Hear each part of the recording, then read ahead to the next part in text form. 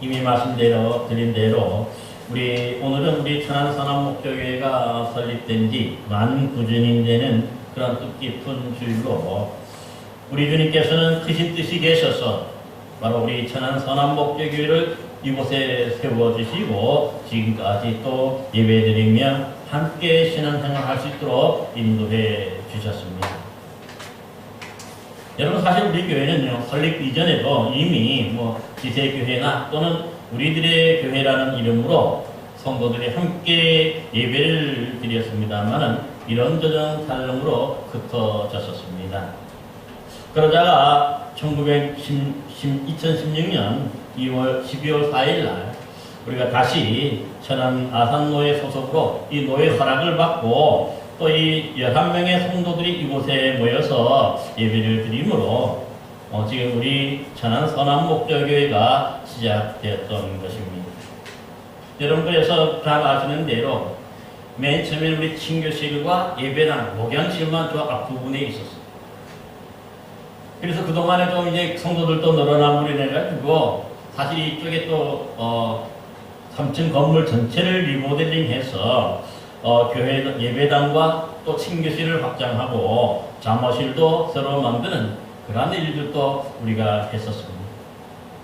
그래서 약 한 40여 명 이상의 성도들이 모여서 주일 예배를 드리며 또 신앙생활도 했는데 또 이렇게 여러 사정으로 몇몇 성도들은 다른 지역으로 이사도 가시고 또 우리 청년들이 꽤 많았는데 우리 청년들은 또 이 다른 지역으로 취직이 되어가지고 또 옮겨가기도 하고 또 몇몇 분들은 돌아가신 분들도 있었습니다.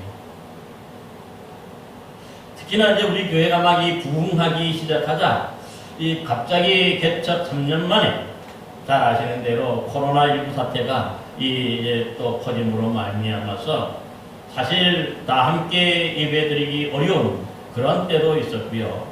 그렇지만은 또한 한 번도 주일을 빼먹지 않고 다만 몇 명이라도 모여서 그 예배를 드리며 또 신앙생활을 이어왔던 것입니다.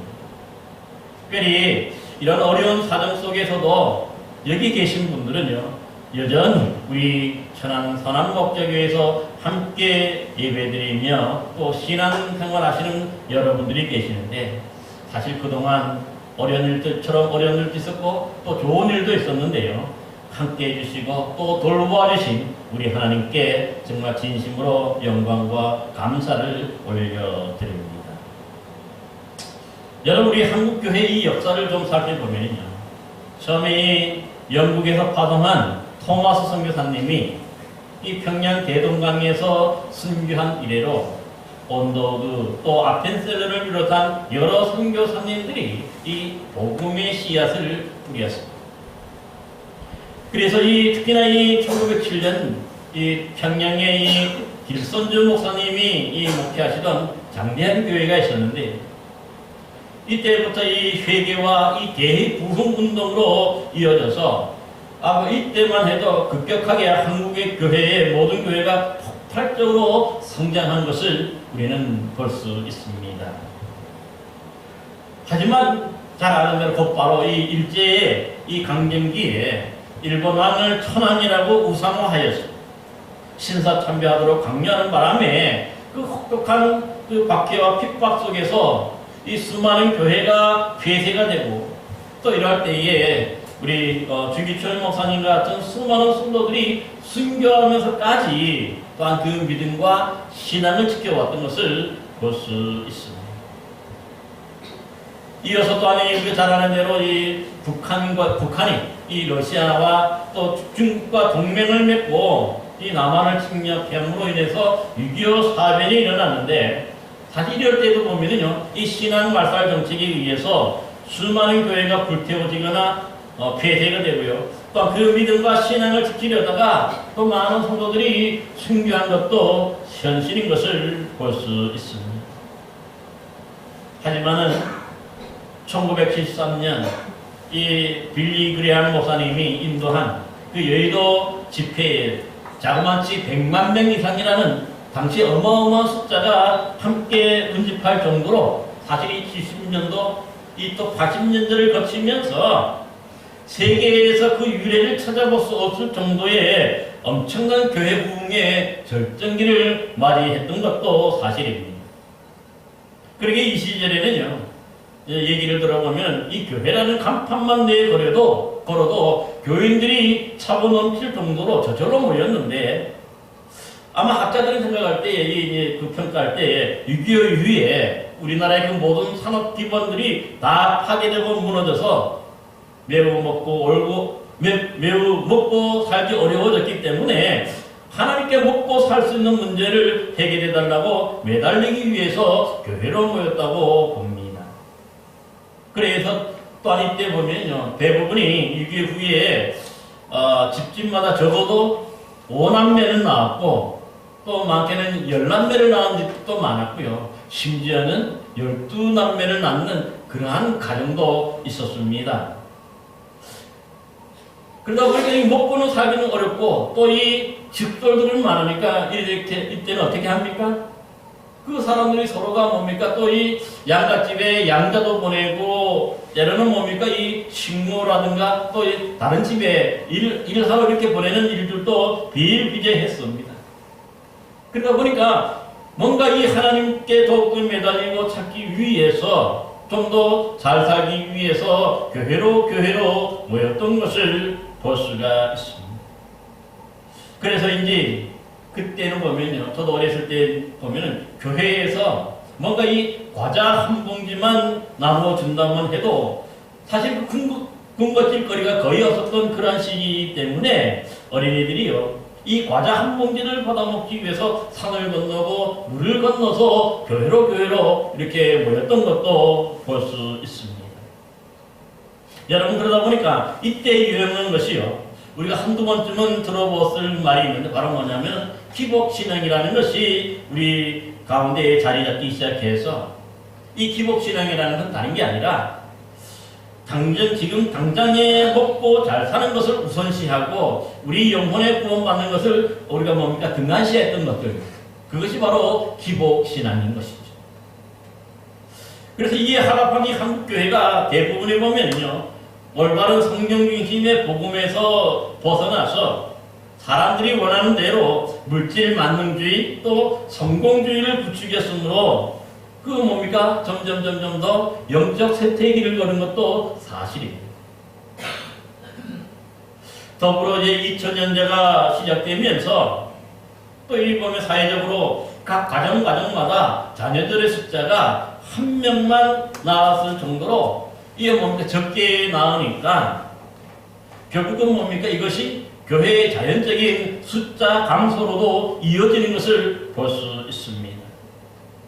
특히나 요즘은요, 보면은 몇 년 전부터 보면 아예 결혼하지 않는 청년들도 생겨났고, 특별히 초산 연령이 요즘에는 작년에 보니까 작년 기준으로 33.7세, 34세입니다. 그 정도로 결혼이 늦어지게 되는 것이죠. 뿐만 아니라 작년도 2024년도 우리나라 출산율이 0.75명으로 잘 아는 대로 세계에서 제일 적습니다.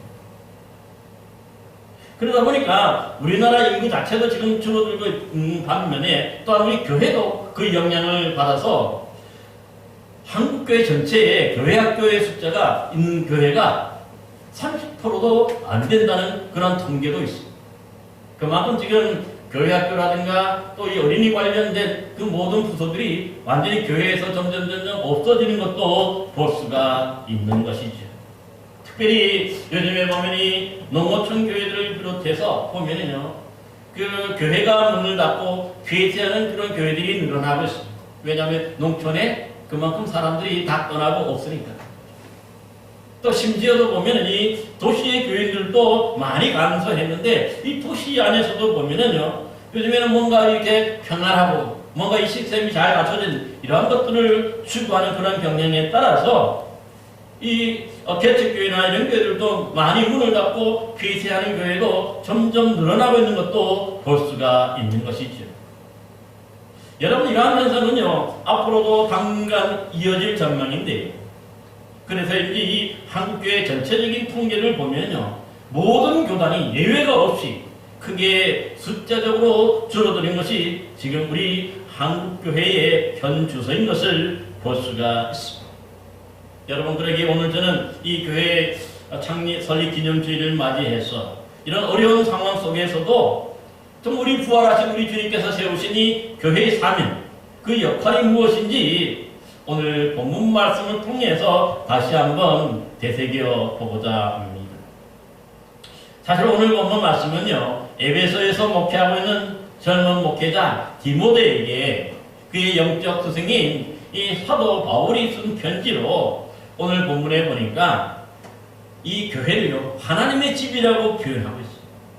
그래서 하나님의 집이 무엇이고 또 어떻게 행해야 될지를 잘 가르쳐주고 있는 것이죠. 그래서 이 하나님의 집인 교회는 오늘 본문에 보니까 먼저 이 집은 살아계신 하나님의 교회라 그렇게 표현하고 있습니다. 여러분 우리가 보통에 보면은요, 어떤 사람이나 어떤 물건에다가 무엇에 의라고 하는 일자를 소유격을 붙이면은요, 그것의 소유가 되고 그것의 재산이 된다는 그런 뜻인 것을 볼 수가 있어요. 그러니 이 하나님의 교회라고 할 때 교회는 하나님의 것이고 하나님의 소유라는 그러한 뜻이 됩니다. 그러기 구원받은 성도들이 모여있는 이 교회 자체는 오직 하나님의 것, 하나님의 소유물로 하나님이 오너이고 하나님이 그 주인 되는 것을 분명하게 바울이 그 디모데에게 밝히고 있는 것을 볼 수가 있어요. 여러분 그래서 사람들이 위해서 이 교회가 자유지되면 안 되고 오직 교회의 주인 되시는 하나님의 말씀대로 따르고 순종하는 것이 되어야 된다는 것을 분명히 하는 것을 볼 수가 있는 것이죠. 그런데 더 중요한 것 한 가지가 오늘 본문에 보니까 교회의 오너가 되시고 주인이 되시는 하나님은 지금도 살아계시는 분이라고 그렇게 말하고 있습니다. 이 말은 무슨 뜻이냐 하면요, 사실 아무리 내가 나의 것이라 할지라도 내가 죽으면 어떻습니까? 나의 것이 아닌 거죠. 그 주인이 바뀌게 되는 거예요. 그러기에 세상에서는 그 주인이 아무리 많은 것들을 가진 주인이라 할지라도 그 주인이 죽으면 결국 주인이 바뀌지만은요, 하나님의 교회는요 어떻습니까? 하나님이 지금도 살아 역사하시기 때문에 죽으신 하나님이 아니기 때문에 지금도 뭡니까? 이 교회의 주인은 변함이 없다 하는 그런 뜻이 되는 것이죠. 그래서 사실 누군가가 이 교회의 주인 되신 하나님께로부터 이 교회를 빼앗거나 또 탐내는 것은요, 그것 자체로 불법이 되는 것을 우리는 기억해야 하는 것이죠. 그럼에도 불구하고 요즘에도 보면은요, 이 악한 마귀 사탄이 계속해서 뭔가 이 불법을 행하여서 어떻게든 이 기회만 되면은 하나님의 이 교회를 빼앗으려고 하고 또한 크게 무너뜨리려고 시도하는 것도 현실인 것을 볼 수가 있습니다. 여러분, 이러한 현상은 사실 초대 교회로부터 있었었는데 우리 초대교회 원형인 그 예루살렘 교회도 똑같습니다. 사도행전에 보면은요, 그 주의 복음을 전파하는 이 스데반 집사님이나 이 야고보 사도가 박해를 받고 순교함으로 이 마귀 사탄은 뭡니까? 이 주의 복음을 전하지 못하도록 계속해서 방해하는 것을 볼 수가 있는 것이죠. 또한 이 사도행전 8장에 보면은요, 이 주의 복음을 전파하는 예루살렘 교회를 아예 없애버리고 제거하기 위해서 이 사울을 비롯해서 이 당시의 권력자들이 마치 고삐 풀린 망아지처럼 야수처럼 성도들을 잡아다가 옥에 넘기고 또한 잔멸하기도 했던 것을 볼 수가 있는 것이죠. 또 우리가 잘 아는 대로 요한계시록에도 보면은 당시에 보면은 교회가 가장 활발하게 서고 활동했던 지역이 바로 이 지금의 터키 서부에 있는 소아시아 지방인데요. 이 당시에 그 황제와 그 동방왕들이 로마 제국의 황제를 숭배할 것을 강요하면서 이 교회를 빼앗고 무너뜨리기 위해서 참으로 혹독하게 박해했던 것도 이미 말씀을 드렸습니다. 뿐만 아니죠. 당시에 이 권력자들뿐만 아니라 이 할례당을 비롯해서 니골로당, 또 발람의 교훈, 이세벨의 교훈을 가르치는 그런 이단의 무리들도 함께 있어서 이 교회를 무너뜨리기 위해서 열심으로 냈던 것도 우리가 역사적인 사실로 볼 수가 있는 것이죠. 그러게 어떻게 보면 이 교회는요, 한순간도 편안할 때가 없었어. 뭔가 박해가 있고 또 박해가 없고 뭔가 내부적으로 평안하면요, 영적으로 썩어서 영적으로 타락해서 저절로 이 교회가 무너지게 되는 것도 볼 수가 있는 것이죠. 그러기에 오늘날에도 보면 이 교회가 있는데 이 교회를 무너뜨리려고 하는 세력이 참으로 많이 있습니다. 정치 권력자들이 그래 하고요. 또 뿐만 아니라 이단들도 역시 오늘날에 똑같이 활개치면서 교회를 무너뜨리려고 하는 것을 보게 되는 것이죠. 여러분, 그러면 왜 이 정치 권력자들이나 아니면 이런 이단들이요, 왜 교회를 무너뜨리려고 이렇게 괴란이 되는 것일까요? 거기에 오늘 본문에서 사도 바울은 분명히 말하는 뭐냐면 교회가 바로 진리의 기둥과 터이기 때문이라는 사실. 여러분, 여기서 우리 기둥이라 할 때는 어떤 뜻입니까? 사실 기둥은 하나의 기둥에만 있는 게 아니에요. 나무로 된 기둥도 있고 때로는 철골로 된 튼튼한 그런 기둥도 있는가 하면은 반면에 뭔가 풀이나 지프로 된 또 쉽게 무너져 내리는 그러한 기둥도 있는 것을 볼 수가 있는 것이죠. 여러분들에게 해서 여러분도 예전에 우리가 서울 반포 고속터미널 부근에 있는 그 고급 백화점이었죠. 우리나라 최고의 고급 백화점이었던 그 상품 백화점도 이게 하루아침에 무너지는 거죠. 그 기둥이 부실해요. 또 잘 아는 대로 성수대교도 그 많은 차량들이 건너다녔는데 하루아침에 무너지게 되는 것도 볼 수 있는데 모두가 다 기둥이 튼튼하지 못했기 때문입니다. 그러기에 오늘 이 교회가 진리의 기둥이라 하는 표현은 뭐냐면요, 교회가 참된 진리인 우리 인 예수 그리스도께서 이루어주신 그 하나님의 나라를 복음을 떠받치고 있는 그런 기둥과 같기 때문입니다. 즉 교회가 무너지면은 기둥되는 이 교회가 무너지면 우리 신앙도 쉽게 무너질 수 있다 하는 그런 뜻이 되는 것이죠. 또 오늘 본문에 보니까 또 한 가지를 말씀하는데 터전이라 터라고 얘기하고 있어요. 교회가.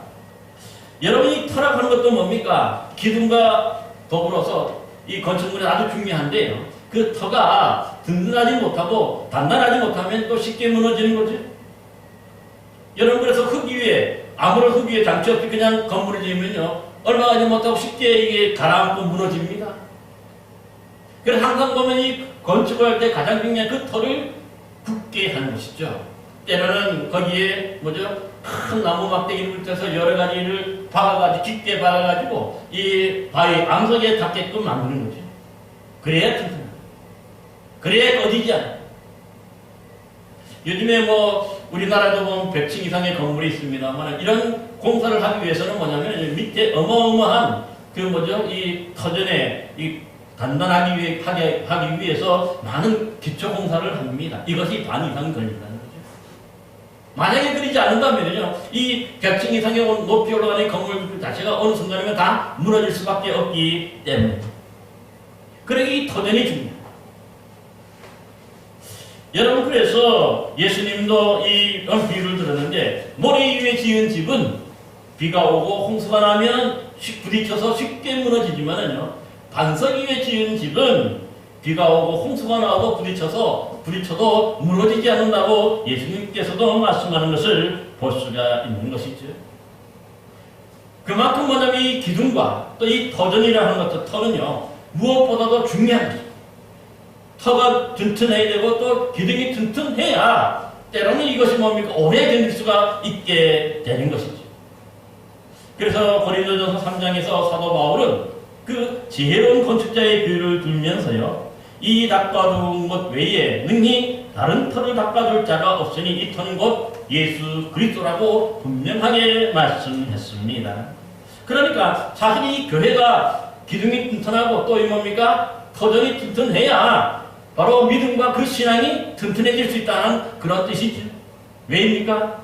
우리가 바로 이 교회를 통해서 오늘날도 믿음을 배우고 신앙을 배우고 우리의 신앙을 전달받을 수 있고 또 전달해 줄 수 있기 때문에 그런 거죠.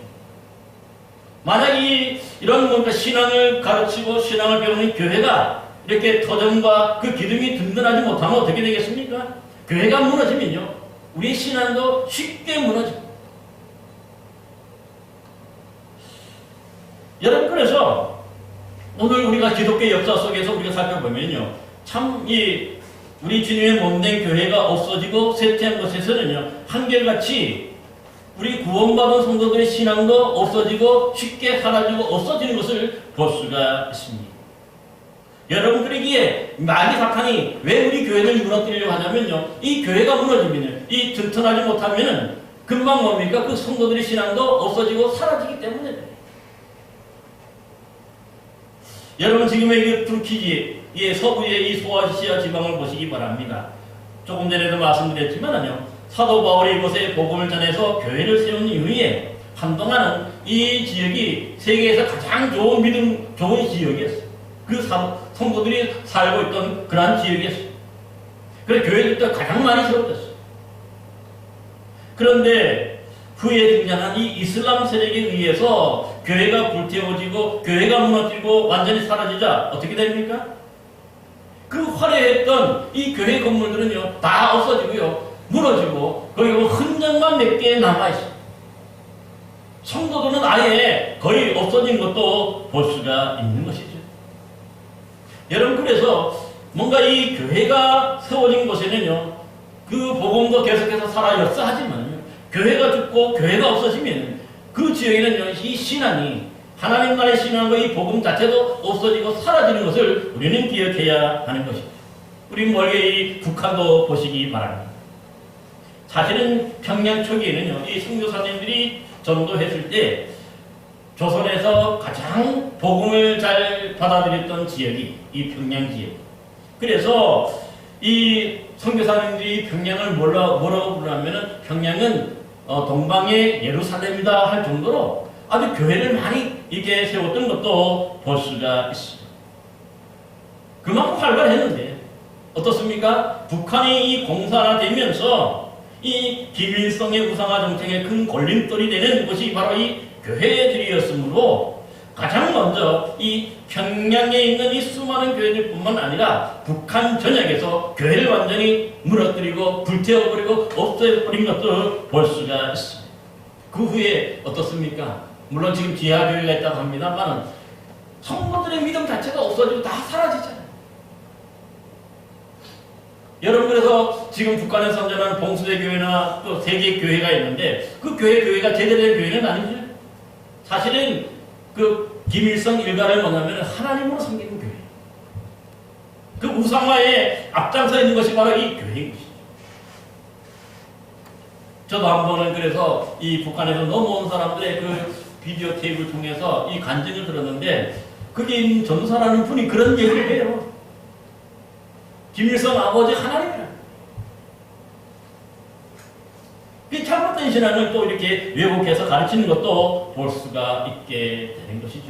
그러게 이 교회가 무너지고 교회가 없어지면요, 이 더 이상의 이 신앙을 가르치고 신앙을 교육할 그런 기관이 없어지고 사람들이 없어지기 때문에 신앙도 사라지게 되는 것을 우리는 역사적으로 볼 수가 있는 것이죠. 그러게 아예 그런 곳에는 뭡니까? 더 이상의 구원의 역사가 일어나지 않는 것이죠.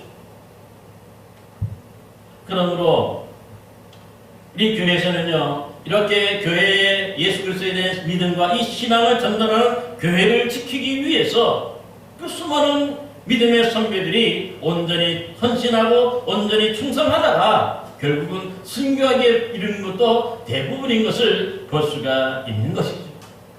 여러분, 그러기에 우리의 이 믿음의 조상들은요, 우리의 가장 소중하게 여기는 우리의 목숨마저도 바칠 만큼 이 귀하고 값진 것이 바로 뭡니까? 교회라고 우리가 여긴 것이죠. 교회가 살아요. 예수 그리스도에 대해서 배울 수 있고, 예수 그리스도의 복음을 전파할 수 있고, 예수 그리스도에 대한 신앙을 가질 수가 있기 때문에. 그러게 오늘 우리도 이 세워진 교회, 우리 천안선한 목자 교회가 그만큼 소중함을 깨달아야 됩니다. 우리 교회가 이곳에 계속 있어야 그래도 예수 그리스도를 가르치고 이 신앙을 가르칠 수 있는 것이기 때문에 그렇습니다. 그러기에 오늘 우리들도요, 우리 주님 예수 그리스도의 몸된 이 우리 교회를 지키고 보호하는데 앞장서야 할 줄로 믿습니다. 그러기에 우리가 충성하고 또 봉사하고 그렇게 말씀하는 것입니다. 왜냐하면 지금도 살아계신 바로 하나님의 교회고 진리의 기둥과 터가 되는 이 교회이기 때문에 교회가 살아있어야, 교회가 든든해야 우리의 신앙도 든든해지고 우리의 신앙도 더욱더 살아 역사할 수 있기 때문에 그러한 것입니다. 그러므로 이제 우리 천안선암목적교회가 설립 9주년을 맞이했는데 그동안 우리가 잘 지켜봤습니다만 앞으로도 이 살아계신 하나님의 교회고 또 진리의 기둥과 터인 우리 천안선암목적교회를 위해서 더욱더 충성하시고 더욱더 헌신하는 여러분 되셔서 우리 교회를 통해서 주의 복음이 널리 증거되고 주의 영광이 드러나는 그런 복된 교회 되도록 함께 힘쓰는 복된 우리 성도들 되시기를 간절히 기원합니다. 우리 기도하겠습니다.